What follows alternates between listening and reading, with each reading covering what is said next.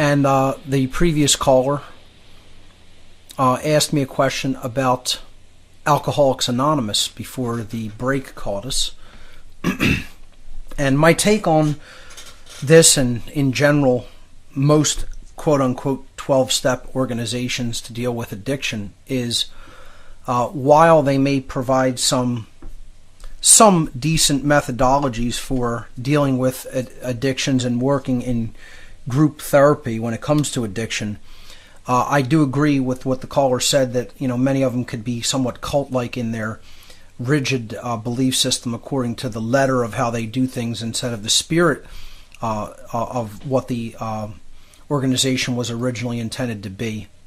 I find that my biggest problem with these organizations is that they externalize power and say that you are powerless over the addiction, when in fact the exact opposite is true. The only one who could defeat an addiction is the person who is suffering from it through the use of their own personal willpower. And no one wants to hear that because they want to pass on personal responsibility. That's what people who are stuck, who are in a religious mindset, who are, basically still operating as children, want to hear. That they're powerless, that somebody else has to do it for them. And so they bring up this concept of, look externally to a higher source of power. They never word it as higher aspects of the self, but, it's always something external to the self. Well, while there is a higher power than the self, and it's called natural law, and I make no bones about the fact that I'm comfortable with the use of the word God. I believe in a creator of the universe. I wouldn't even use the word belief. I know that there's a creator of the universe, a creative intelligence that underlies everything. I don't look at that as the way any other religion looks at God. I think it transcends all of those, childish viewpoints that religion portrays God as. But to say that God's going to somehow be in control of whether you have an addiction or not is, certainly passing the buck. And it's not standing in your own personal responsibility, and it's externalizing your own power. I think the very first thing that should be done with any person suffering from addiction is to tell them you, and only you, are 100% in control of whether you continue to suffer from this addiction or not, or heal it.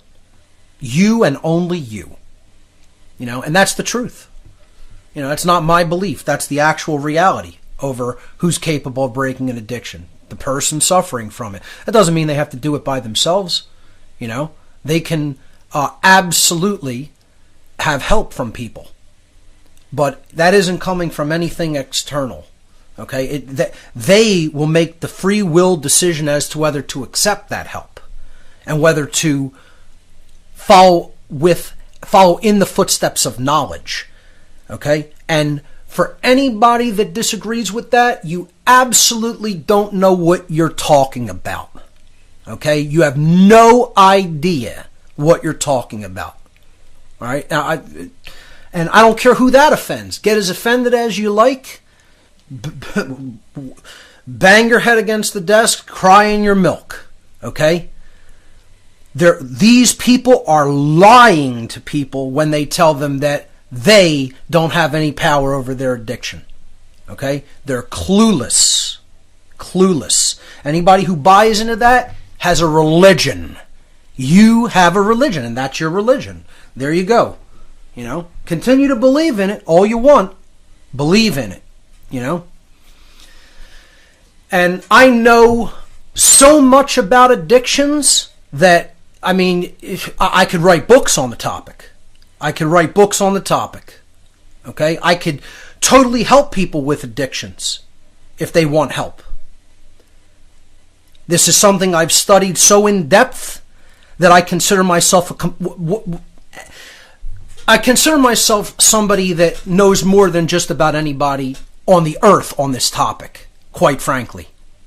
Okay? Because one of the things that I had to wrestle with was addiction to thought forms, to break out of my mindset, the previous mindset and worldview that I was under. That's the most difficult addiction of all, And you know what, folks? Nothing external to myself except my own willpower got that accomplished. It was called hard work. It was called the desire to know.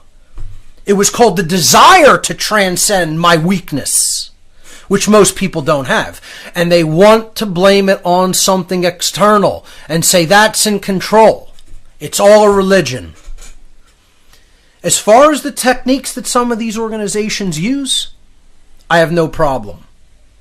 Okay? There are some techniques that are effective, and again, as the caller pointed out, even the founder used therapeutic psychedelics in helping to break addictions. And one of the best ones and one of the heaviest ones is iboga, which is then extracted to create ibogaine, which is a drug that has been used therapeutically when treating addictions.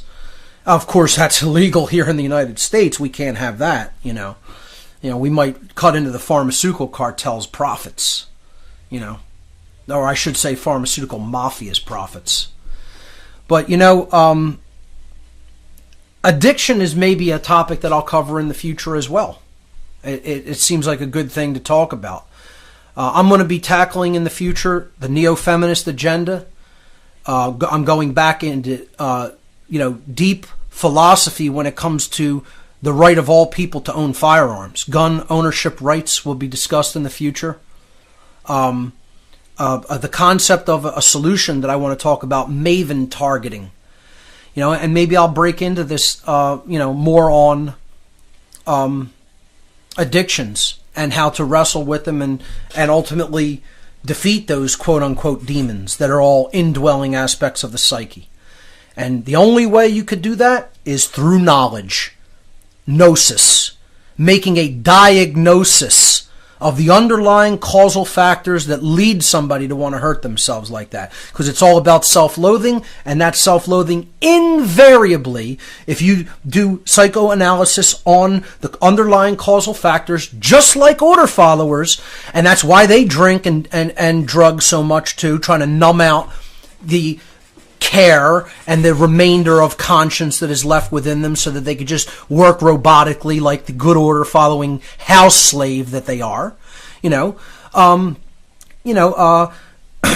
It ultimately stems from deep-seated abandonment issues. And you trace any of these people, I guarantee it, like I guarantee the sun is going to come up on the eastern horizon tomorrow morning, ladies and gentlemen. I guarantee you trace the causal factors of addictive tendencies and order followers back to their source, to their causal factors. You are going to find a lost little boy and a lost little girl whose mommy and daddy did not pay enough attention to them. Childhood abandonment issues. Parental abandonment issues, whether physical, meaning the parent was not present, or whether emotional abandonment, mental abandonment, spiritual abandonment, psycho-spiritual abandonment issues lie at the heart of that. So, people who want to say that, these groups hold all the answers, they don't talk about a lot of this stuff. They don't get into those causal dynamics and causal factors in many instances.